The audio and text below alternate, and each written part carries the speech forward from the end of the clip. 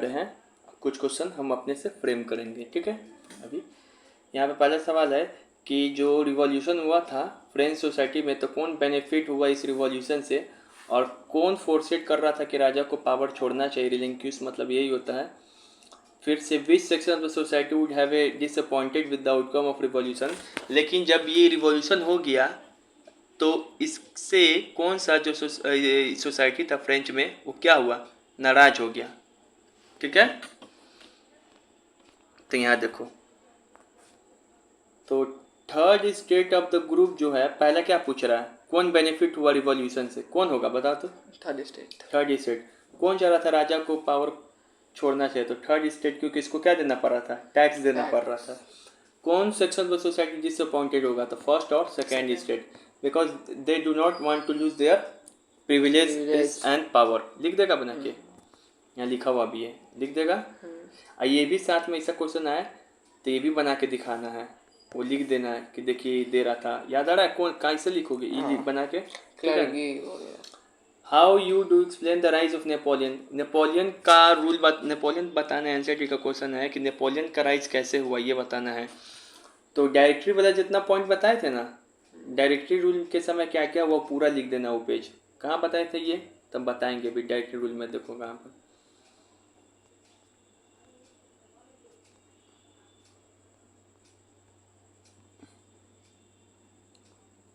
ये नेपोलियन कैसा राइज हुआ तो पूरा लिखना है।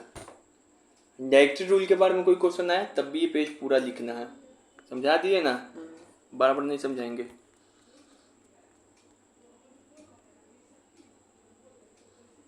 फिर से यहाँ पर सवाल है, would you agree with the view that the message of universal added price wise beset with the contradiction. जो वोटिंग वाला बात है उसमें कॉन्ट्राडिक्शन था फ्रांस में, हाँ खाली पुरुष को दे रहे हो महिला को नहीं दे रहे हो, तो बात लिखना है। Yes the message of universal added prices was beset with the contradiction because the right were given only to the male in the society. लेकिन फ्रेंच कॉन्स्टिट्यूशन है वो वुमेन को राइट को नहीं देता है, उसको इग्नोर किया गया, फाइनली इसको राइट मिला था 1946 में, तो ये लिखना है, ठीक है। Describe the legacy of French revolution for the people of the world during the 19th century. जो फ्रेंच रिवॉल्यूशन हुआ इसमें सवाल ऐसे पूछ सकता है कि इसका लीगेसी कहाँ रहा, समाज को क्या मिला, समाज को क्या सीखने को मिला फ्रांस की क्रांति से। या फिर इसमें ये भी पूछ सकता है, explain the merit and demerit of the French revolution, explain the outcome of the French revolution.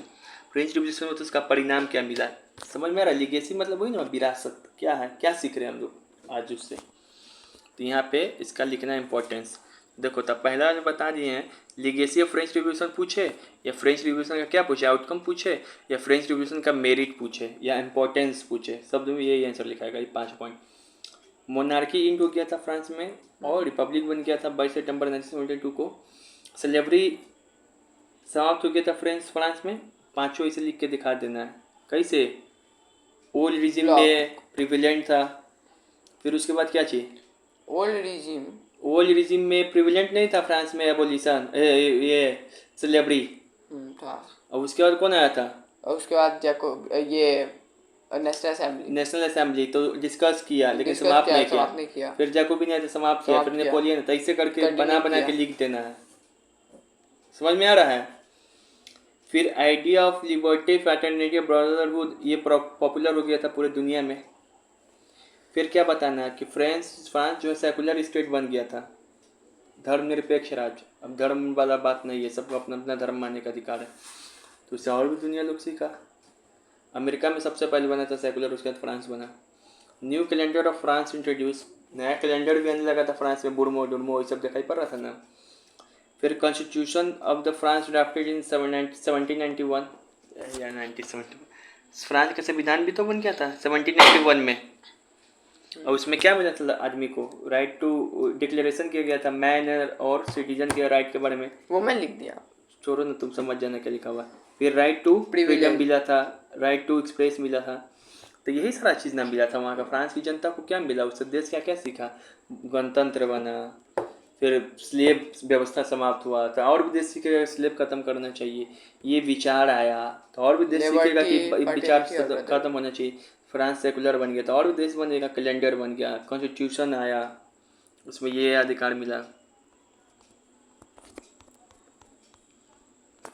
फिर उसके बाद यहाँ पे बोल रहा है डिमेरिट, अगर वो तो मेरिट पूछे तो सिर्फ ये लिखना, अगर पूछ दे इसी में घुमा के अपने मन से जोड़ दिया, अगर डिमेरिट पूछ दे तो फ्रेंच रिवॉल्यूशन का क्या है डिमेरिट। तो देखो 1804 में फिर नेपोलियन आ जाएगा, अपने आप को इंपीरियर बना देगा, तो डिमेरिट है ना फ्रांस की क्रांति का। ऐसा क्या क्रांति का फिर चौपट हो जाए। चौपट। अच्छा ही बताया डिमेरिट। फिर महिला को वोटिंग राइट नहीं दिया गया था, तो बहुत डिमेरिट है। ऊपर से इतना फिर साल से के बाद दिया गया। बहुत सारा आदमी को किल भी तो किया गया इस वॉर के दौरान, ये भी डिमेरिट है। क्रांति शांति से भी तो हो सकता है, ठीक है, जैसे इंडिया में हुआ। फिर से उसके बाद यहाँ पे पूछ रहा है, तुम्हारा बुक का क्वेश्चन है, पहला question, describe the circumstances leading to the outbreak of revolution protest in France. मतलब सर्कमस्टांसेस मतलब होता है, क्या समझ रहे हो क्वेश्चन का मतलब, वो कौन सा वातावरण बना जिससे फ्रांस का क्रांति हुआ। इसको डायरेक्ट भी पूछ सकता था कि फ्रेंच रिवॉल्यूशन का कारण बताओ, explain the reason of French revolution, या फिर इसी को बोल रहा है describe the circumstances leading to the outbreak of revolution, मतलब कि क्यों हुआ। इस पे क्वेश्चन आएगा कि आउटब्रेक क्यों हुआ, एक क्वेश्चन आता है आउटब्रेक कैसे हुआ, तो कारण पूछ रहा है क्यों हुआ, तो कारण बताएंगे, ठीक है ना, कारण बताएंगे यहाँ पे कि लुइस 16 जो है ये क्या करने लगा, इंजॉय करता था अपना लाइफ, अपनी जनता के बारे में नहीं सोचता था। टैक्स राइज किया गया था। अब टैक्स वाला सारा बात बता दो, लिख दो टीथ और टेल के बारे में डिटेल में घुसा दो बीच में, इस कारण तो जनता परेशान था। फिर मिडिल क्लास जो है वो एजुकेटेड हो गया, प्रॉस्पर हो गया, फिलोसफर से प्रभावित होकर आवाज़ उठाने लगा कि अधिकार जन्म से नहीं मिलना चाहिए, पावर का सेपरेशन होना चाहिए।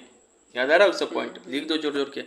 फिर सोशल डिवीज़न था, ये बना के तो दिखाई देना है, खाली पहला ही स्टेट जो है दूसरा स्टेट पैसा ले रहा है, तीसरा दे रहा है, तो वो लिखना है social division, only tax paid by, ऐसे बना के ऐसे करके लिख देना है। फिर फ्रांस का खजाना खाली था, हाँ तेरा फ्रांस का खजाना खाली था, क्योंकि कौन कौन से कारण से खाली था, तो ये सब बता देना है। मिलिट्री में लगा रहा था, मेंटेन वर्साइल में मिलिट्री में लगा रहा था। फिर से इनफेक्टिव टैक्स सिस्टम था, खाली एक के वर्ग से ले रहा। फ्रांस जाल में फंस गया था, ट्रैप डेप्ट में। तो फ्रांस में क्रांति क्यों हुआ, क्या ऐसा सर्कमस्टांसेस हुआ जो आउटब्रेक ऑफ रिवॉल्यूशन का कारण बना थे, लिख दोगे। फिर अब एनसीईआरटी का क्वेश्चन समाप्त, अब अपने मन से क्वेश्चन बना रहे हैं, ऐसा ही आएगा अभी। पूछेगा what is the role of philosopher in French revolution, तब बताए थे एक पेज में पूरा, जॉन लॉकी और इसका रूसो, मोंटेस्क्यू, वोल्टेयर, सबका बुक का नाम लिख देना है, सब एक एक लाइन लिख देना है, किसमें विश्वास करता था। फिर इसका इम्पैक्ट क्या होगा कि सैल्यूट में डिस्कस होने लगा, जो इलिटरेट आदमी था वो, अरे अपने मन से लिख देना है ये इम्पैक्ट भी, कि ये लोग भी जानने लगा और क्वेश्चनिंग करने लगे मोनार्की पे, प्रिविलेजेस पे, ठीक है। फिर यहाँ पे पूछेगा, अपने मन से क्वेश्चन बना रहे हैं, how middle class grow in French revolution, France में मिडिल क्लास का ग्रो कैसे हुआ, मध्यम वर्ग का उदय कैसे हुआ, ऐसे सवाल आए तो ऐसा सवाल में ग्रोइंग ऑफ मिडिल क्लास वाला पेज बताए हैं, देखो यहाँ पे बताएं, कैसे बताएं। पहले ग्रोइंग ऑफ मिडिल क्लास कैसे हुआ, ओल्ड रिजिम में एक सोशल ग्रुप है जिसको मिडिल क्लास कहते हैं, वो प्रोस्पर्स बना और एजुकेटेड बना। प्रोस्पर्स कैसे बना था, ओवरसीज ट्रेड करके, और एजुकेटेड कैसे बना था, तो ये सब विचारों पर विश्वास, शिक्षा में खर्चा करके फिर ये सब विचार जानने लगा था। उसके बाद जब प्रोस्पर से एजुकेटेड बन गया तो लोग फिलोसफर के विचार से प्रभावित हो गया, तो यही बताना है। अब तब फिलोसफर का रोल इसमें नहीं लिखना है, मिडिल क्लास का उदय कैसे हुआ तो ये सब बात लिखना है, और उसके लिए भी फिगर बना के साइड में दिखा भी देना है, ठीक है, यहाँ पे जगह मिले ऐसे में दिखा देना, एग्जामिनर एकदम समझ जाएगा। तो ये ऐसे लिखना है, क्वेश्चन आंसर लिखना समझ में आ रहा है। फिर पूछेगा ग्रोइंग ऑफ मिडिल क्लास, ये तो हो ही गया, बता ही दिए, प्रॉस्परस एजुकेटेड कैसे बना।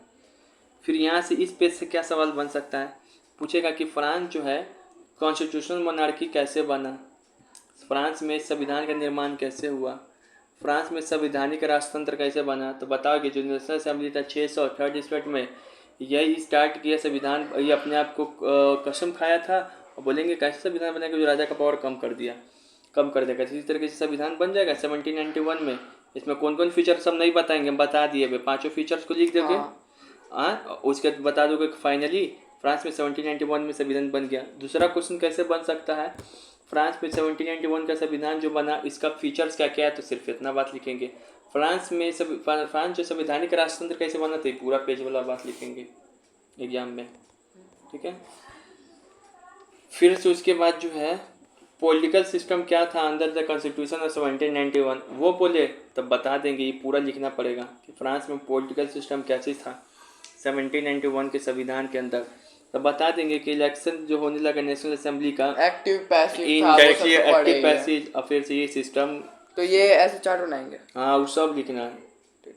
हम सब पढ़ा दिए, लिखना सिखा रहे हैं, सब सोचना सिखा रहे हैं कैसे बनेगा क्वेश्चन। पूछेगा रोल ऑफ जैकोबिन क्लब, तो ये पूरा पॉइंट लिख देंगे। लार्ज सेक्शन सोसाइटी अभी भी संविधान में बदलाव चाहते थे, क्योंकि वो संविधान सिर्फ अमीर लोगों को दिया था। उसके बाद क्या लिखेंगे, इसका लेस प्रोस्परस जो है सोसाइटी वो आए जैकोबिन के अंदर। उसका मेंबर बता देंगे जैकोबिन क्लब में उसका मेंबर कौन कौन था, लीडर के बारे में बता देंगे। फिर से जैकोबिन के लोग क्या पहनते थे, ट्राउजर वगैरह, बियर स्ट्रिप। फिर जैकोबिन जो रिवॉल्यूशन किया था, इसका इफेक्ट क्या हो गया था, सारे मैन जो कि 21 साल से ऊपर है, जैकोबिन के समय 21 साल से ऊपर, 21 उसके पहले 25 साल के सामने समय 25, तब उसको वोटिंग देने का अधिकार मिला। इलेक्शन होने लगा, इलेक्शन हुआ फॉर कन्वेंशन। अब उसके बाद क्या बन गया, फ्रांस रिपब्लिक। जैकोबिन क्लब का रोल क्या था, ये लिख देंगे। उसके बाद अगर पूछ दे what do mean the reason of terror, तो ये सारा पॉइंट लिख देंगे, इसे बना के देखिए। ऐसे पहले संविधान ऐसे टाइमलाइन दिखाएंगे। फिर बोलेंगे कि रोबेस्पियर के पीरियड को ही बोलते हैं रीजन ऑफ टेरर। फिर बताएंगे ये कंट्रोल और पनिशमेंट का पॉलिसी लाया। फिर उसका यहाँ पर क्या बताएंगे, situation during reign of terror, price ceiling, wages क्या हो गया, फिक्स हो गया, maximum ceiling of wages fix हो गया, ब्रेड आर नेशनलाइज, चर्च को किसमें कन्वर्ट किया गया, ऑफिसर्स में। फिर पीजेंट को बोला गया फोर्सेट कि तुम ग्रेन्स को लेके आओ, मार्केट बेचो। इसका इम्पैक्ट क्या होगा कि इसको बुलेटिन कर दिया गया था।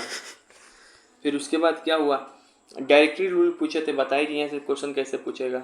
यहाँ से 2 क्वेश्चन पूछेगा कि फ्रांस में डायरेक्टरी रूल क्या है, या फ्रांस में नेपोलियन बोनापार्ट का उदय कैसे हुआ, ये पूछेगा। फिर इस पहले पे से क्या पूछेगा कि explain the society during the late 18th century in France, तो ये बताना पड़ेगा, ये पूरा पेज। हाँ ये तो हमको याद है मुझे, ठीक है ना, पूरा याद कराना होगा, वही लिखना पड़ेगा। फिर से ये बोलेगा कि सोशल डिवीजन कैसे था फ्रांस में, ये बताना पड़ेगा। स्टेट किसको बोलते हैं, तो लिख के सोशल डिवीजन होता है वो बोलते हैं, social division France during the late 18th century, फिर ये लिख के बताना पड़ेगा। ठीक है ना। टैक्स सिस्टम पूछे, टैक्स सिस्टम बोले फ्रांस में, तो ये बताना पड़ेगा। बहुत सारा टैक्स तेल के बारे में बताना पड़ेगा। और जो है हिंदी एक ये नहीं लिखना पड़ेगा हिंदी, इसी तरीके से इसको मत लिखो थ्योरी में, बस टैक्स फार्मर क्या है वो समझना था। तो ये हम नहीं लिखेंगे, आपका नोट्स बनाते हो लिखेगा, सब लिखेगा, बताएंगे क्या लिखना है, ये कर देगा। ठीक है, क्लर्जी प्रे ये बताते लाइन नोबल ऐसा, और वो क्लर्जी प्रे पीपुल पे टैक्स। फिर पूछेगा सब्सिस्टेंस क्राइसिस से क्या समझते हैं, तो कैसा सिचुएशन जाके खाने पीने का भी आदमी नौबत डेंजर में आ जाए, फिर क्या, तो यहाँ तक लिख देंगे व्हाट इज सब्सिस्टेंस क्राइसिस, तो ये लिख देंगे।